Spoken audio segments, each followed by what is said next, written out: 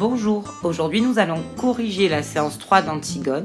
Donc normalement ma remplaçante avait dû vous donner l'activité à faire, c'était une recherche en fait sur le mythe d'Œdipe.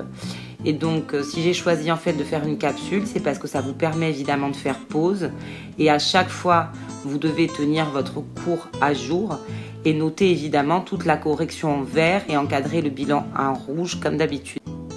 Donc voici la correction de la première activité. Il fallait que vous recherchiez en fait dans un dictionnaire la définition d'un mythe. Donc c'est celle-là qui sera retenue, que vous devez noter en vert et apprendre par cœur. On passe à l'activité 2. Donc on vous demandait ce que signifiait Œdipe. Donc Œdipe, étymologiquement, ça signifie pied enflé en grec ancien.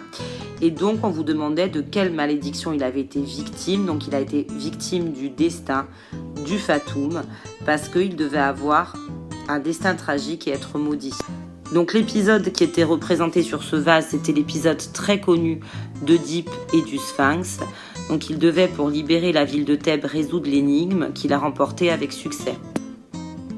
Vous recopierez donc l'arbre généalogique dans lequel s'inscrit Antigone, car il est important pour comprendre ce qui fait d'elle une héroïne tragique parce qu'elle s'inscrit dans une lignée qui est marquée par le fatum.